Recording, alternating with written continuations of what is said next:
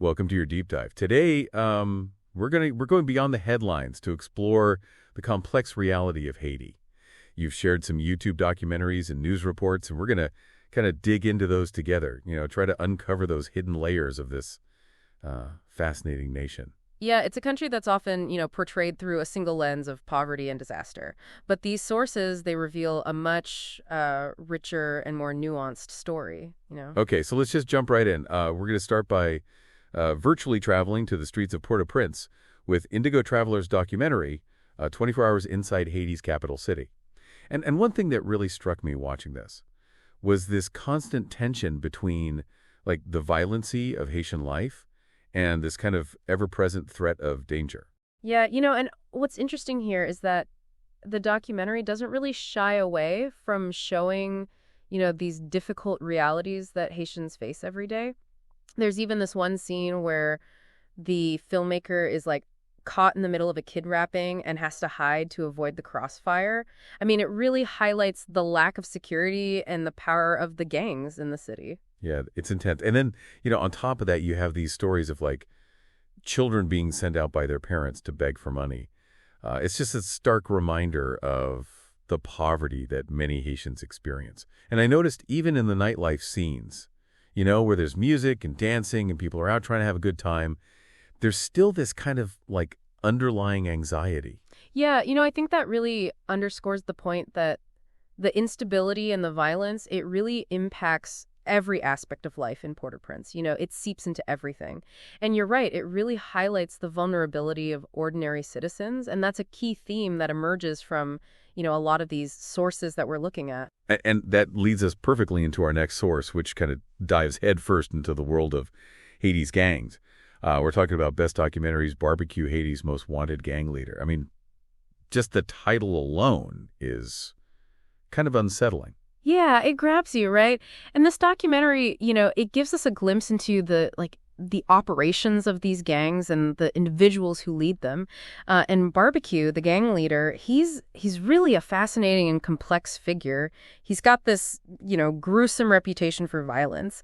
But at the same time, he tries to present himself as this community leader, claiming, he never steals or kidnaps. It's almost like he's trying to create this, like, Robin Hood image for himself.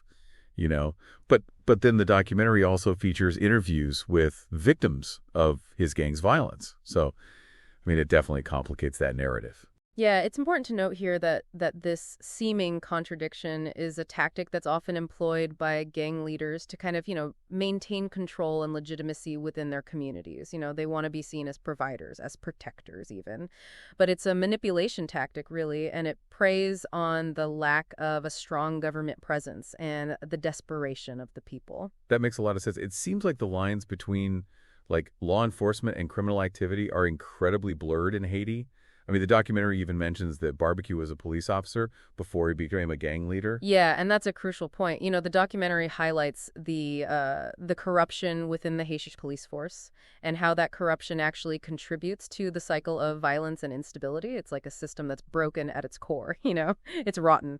And it makes you wonder, how anyone can break free from that cycle. But then, you have people like Father Benjamin, the French priest featured in the documentary. He works with gangs every day trying to negotiate peace and help those who are caught in the crossfire. I mean, he seems incredibly brave, but almost used to it all. You know what I mean? Yeah, Father Benjamin's story, it really is a testament to the resilience and commitment of individuals who are working for peace in the midst of this chaos, But it's also a sobering reminder of how deeply entrenched, how ingrained this violence has become in Haitian society. It's everywhere, Yeah, and we see this in the story of Magdala, the woman who is kidnapped and tortured by Barbecue's gang for ransom. It makes you realize how vulnerable ordinary people are in this environment.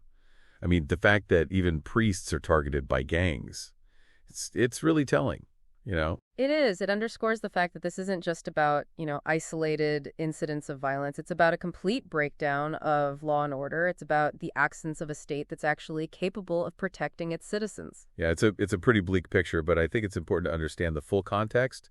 So let's shift our focus a little bit and look at Haiti in comparison to its neighbor, the Dominican Republic.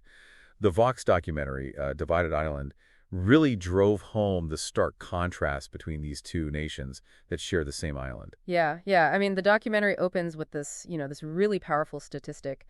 A baby born in Haiti is 2.5 times more likely to die than a baby born in the Dominican Republic. It's shocking, really. And it's a stark illustration of the disparity in living conditions and in healthcare access. And we see this disparity firsthand in the documentary when they show these Haitian women merchants making this like really difficult journey to a border market in the Dominican Republic. They face discrimination and hardship just to try and sell their goods, just trying to make a living. Yeah, and this isn't just, a recent phenomenon. It's something that's deeply rooted in history, particularly the economic exploitation that Haiti faced after its revolution. The documentary talks about this independence debt that Haiti was forced to pay to France. Wait, so they had to pay for their own freedom? That doesn't seem right. Yeah, essentially, yes. After winning their independence from France, Haiti was saddled with this massive debt as compensation for lost property, which, referred to the enslaved people themselves. It's insane. This crippling debt it's severely hampered Haiti's economic development and set it on this, vastly different trajectory from the Dominican Republic. It's like they were punished for their audacity to be free. No wonder they've struggled to catch up economically. Yeah, and that debt, along with other external interventions, it's had a lasting impact on Haiti's development. Even today, we see the echoes of that exploitation in the poverty and the instability that plagued the nation. The Dominican Republic, on the other hand, they didn't face these same obstacles, and so they were able to develop their economy, at a much faster rate. Yeah, the documentary even shows like a visual representation of this divide. The Dominican side of the island it's lush and green, while the Haitian side is largely deforested. It's a striking image, and I think it speaks volumes about the divergent paths these two countries have taken. Yeah, it's a great visual metaphor, really. I mean, it effectively highlights the long-term consequences of Haiti's, turbulent history and the legacy of exploitation that continues to affect its present. So to really grasp the depth of Haiti's current situation, we need to delve even deeper into its history. And that's where the Cogito video, Haiti is collapsing, here's why, comes in. This one really blew my mind. Yeah, this source provides this kind of crucial historical context for understanding the multifaceted challenges that Haiti faces today. And it starts with the Haitian Revolution, this pivotal moment in history where enslaved people rose up against their oppressors and won their freedom. I mean, it's remarkable. It's incredible. They defeated Napoleon's army and they established the first Black Republic in the world. It's a story of incredible resilience and triumphs against all odds. It is. It's amazing. But, as the documentary points out, that triumph came at a heavy price. After gaining independence, Haiti was forced to pay that crippling double debt to France, and that was a financial burden that would cripple its economy for generations to come. It's almost like they were punished for daring to break free, and the exploitation didn't end there, right? Unfortunately, no. The Cogito video goes on to detail the U.S. occupation of Haiti in the early 20th century and then the subsequent establishment of the brutal Duvalier dictatorship, both of which contributed to the country's political and economic instability. The documentary really highlights how foreign powers, including the U.S., often interfered in Haiti's internal affairs. They propped up dictators and pursued policies that benefited their own interest at the expense of the Haitian people. Yeah, it's a pattern, we see repeated throughout history. These external forces have played a significant role in shaping Haiti's destiny, often with, devastating consequences. Yeah, they even talk about how the U.S. pushed policies that actually destroyed Haitian agriculture, making the country dependent on imports. There's this crazy story about how they eradicated Haiti's native pig population because of fears about swine flu. It seems like every time Haiti tried to get on its feet, someone came along and just kicked them back down. Yeah, and this historical context is crucial for understanding how Haiti arrived at its current state.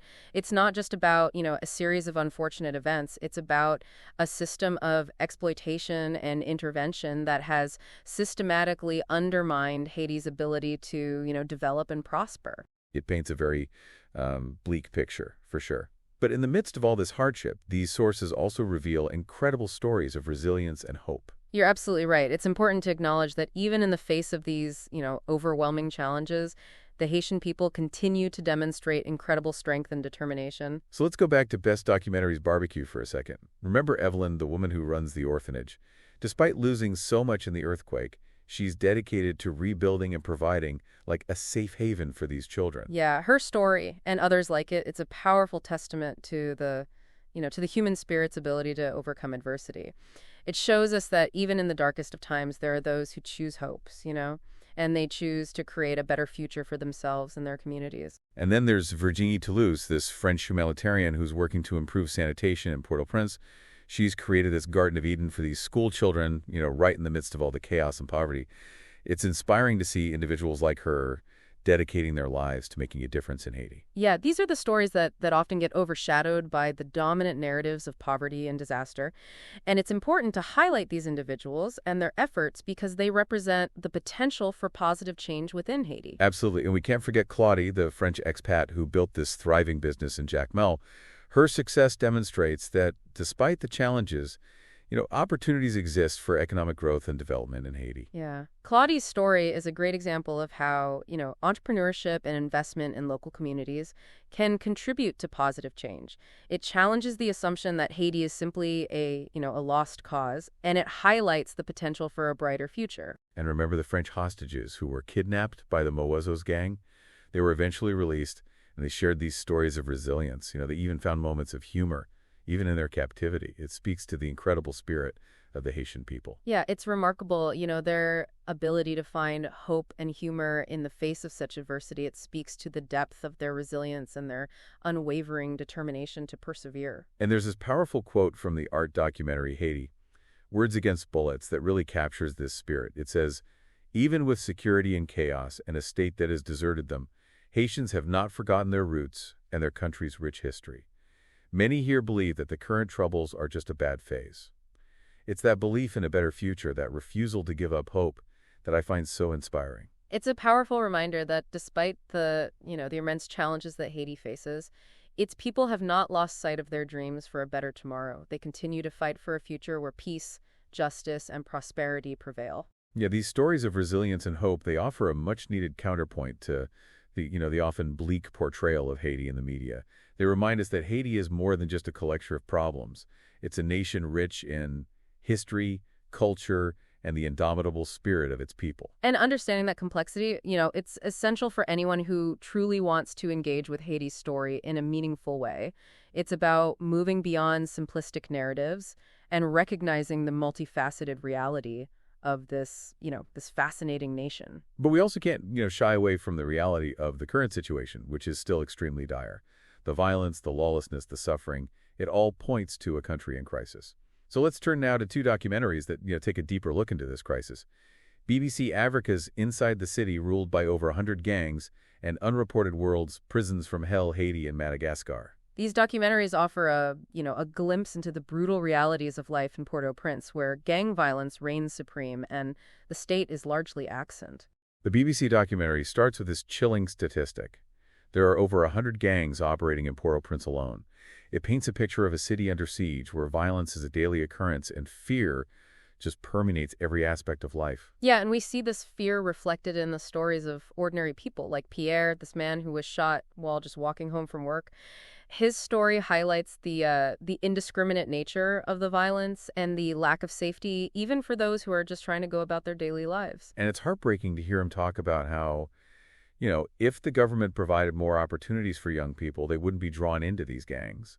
It speaks to the desperation and the lack of hope that fuels this cycle of violence. And it underscores the need to address the root causes of gang violence, which are, they're deeply intertwined with poverty, lack of education, and the absence of a functioning state. And then the Unreported World documentary takes us inside Haiti's prison system.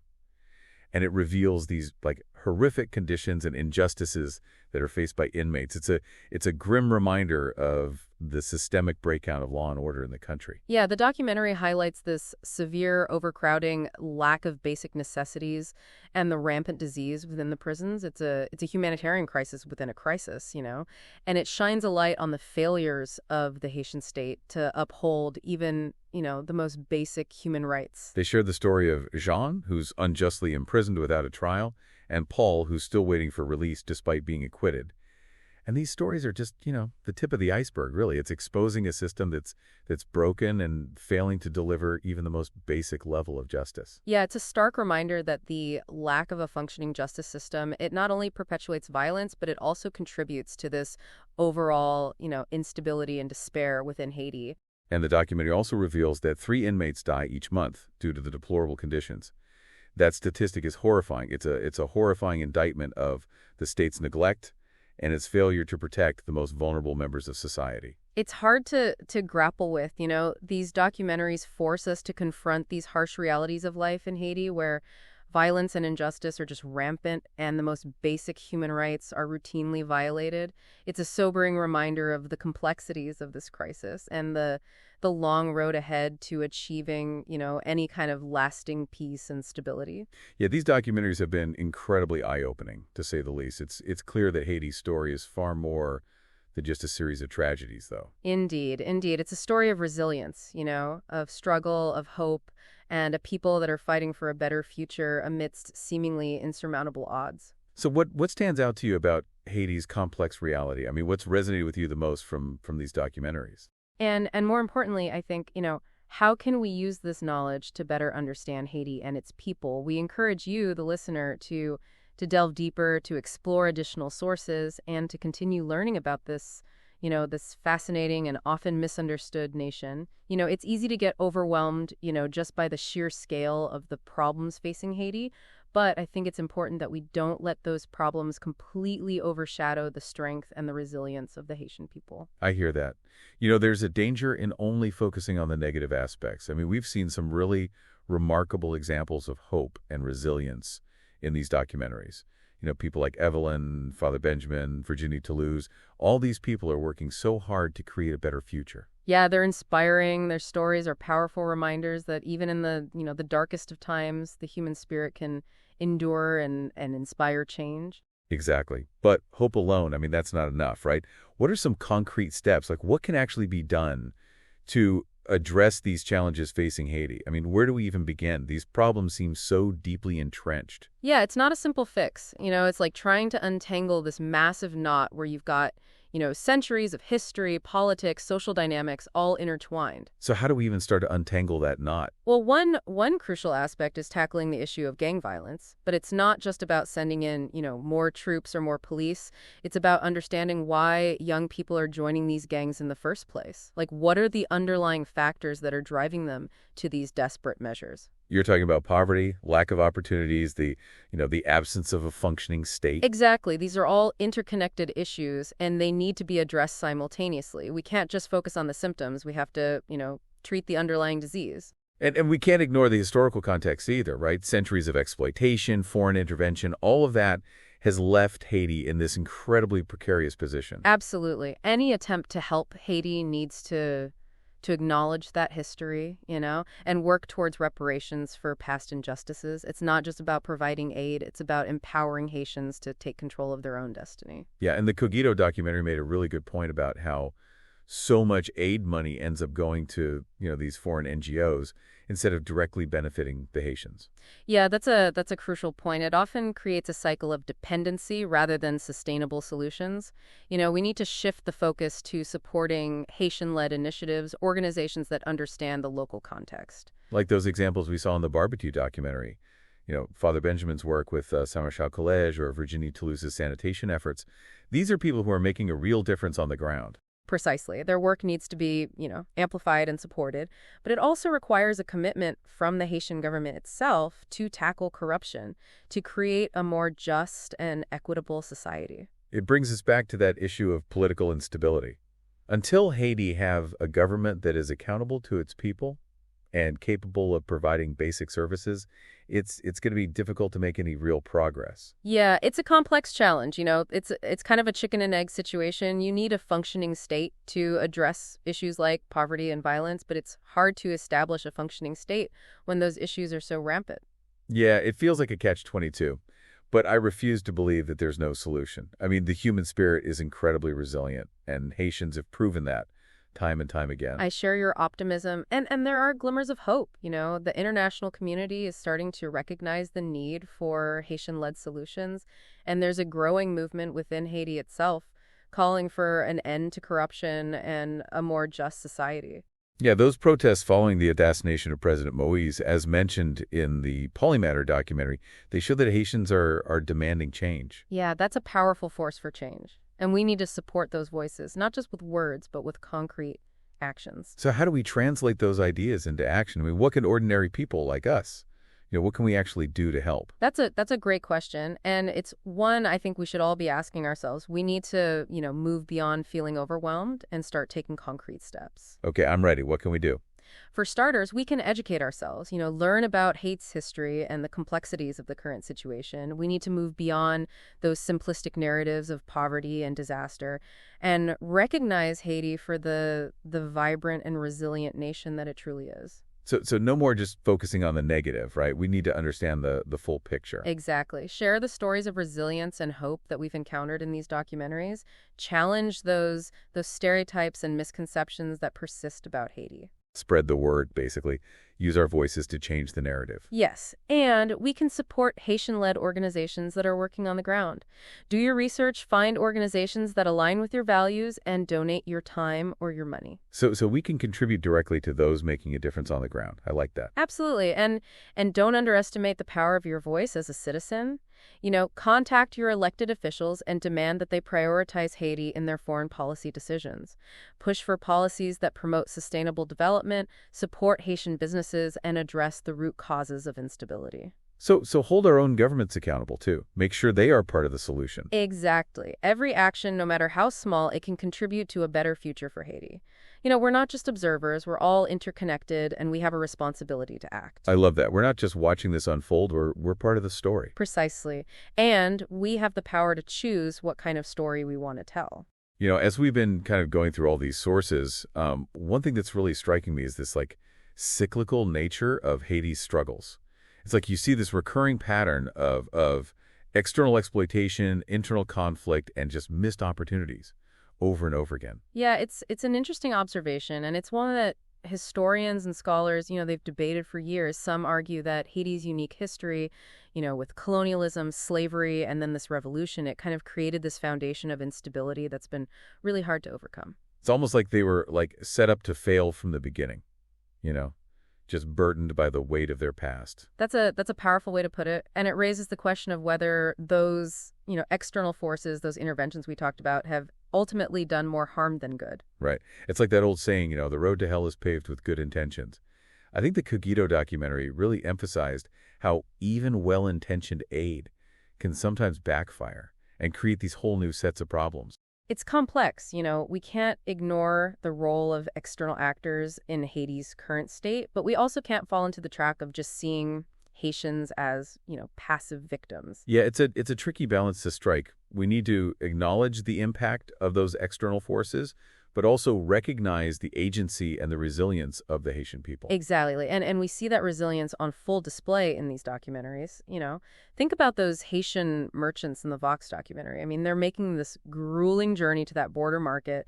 They're facing discrimination, but they're not giving up. They're hustling, they're adapting, they're finding ways to survive. Yeah, it's incredible. Their determination is really inspiring. It speaks to this deep-rooted strength that seems to run through Haitian culture. And let's not forget that Haitians have this long and proud history of resistance. The Haitian Revolution, it wasn't just a fight for freedom from slavery. It was a fight for self-determination, for the right to chart their own course. And they won. They defeated Napoleon's army. They established the first Black Republic in the world.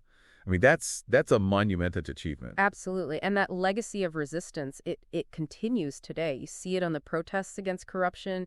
You see it in the work of activists and community leaders. You see it in these everyday acts of defiance against the odds. It's like that quote from the Archie documentary, words against bullets. Haitians are fighting for their future, not just with weapons, but with ideas, with words, with their voices. And that's where I find hope.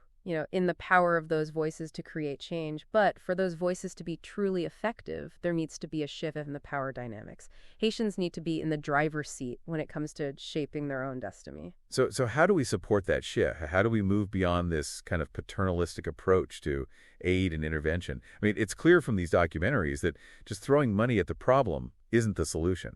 Yeah, you're right. It's about listening to Haitians.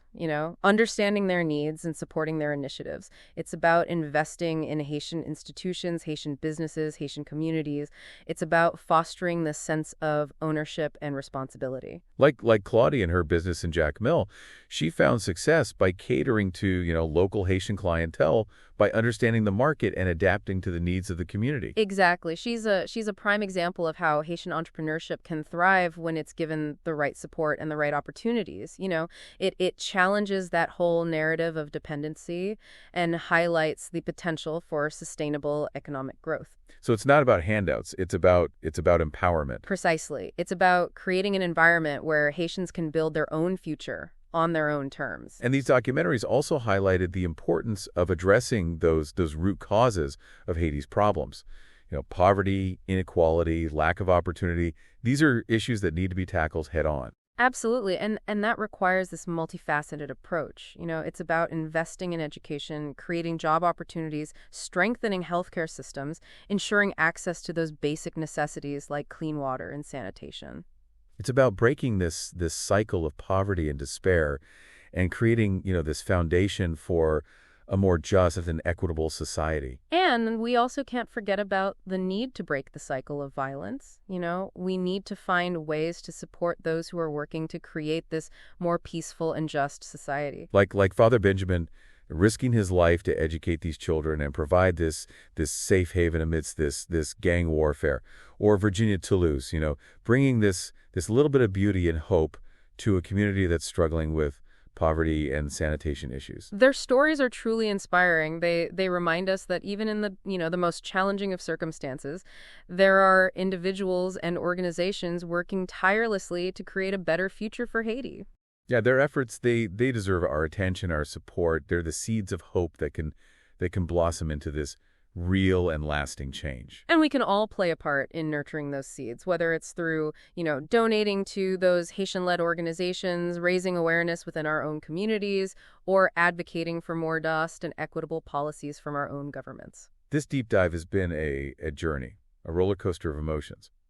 But ultimately, I'm left with a sense of hope. Not this naive hope that everything will just magically get better, but a hope that's grounded in the resilience of the Haitian people and the belief that change is possible. That's a powerful sentiment, and it's a hope we should all hold on to, because Haiti's story, it's far from over. It's a story that's still being written, and we have the opportunity to be a part of shaping its ending. So what does this all mean for you, the listener? What are your takeaways from this deep dive into Haiti's complex reality? How will this knowledge inform your actions, your conversations, your perspective on the world? We encourage you to continue exploring Haiti's story, to seek out different perspectives, and to be a part of creating a more just and equitable future for all. Thank you for joining us on this journey. It's been a privilege to explore these important and thought-provoking topics with you. And remember, this is just the beginning. The conversation doesn't end here. Let's keep learning, keep sharing, and keep acting, because a brighter future for Haiti is within our reach.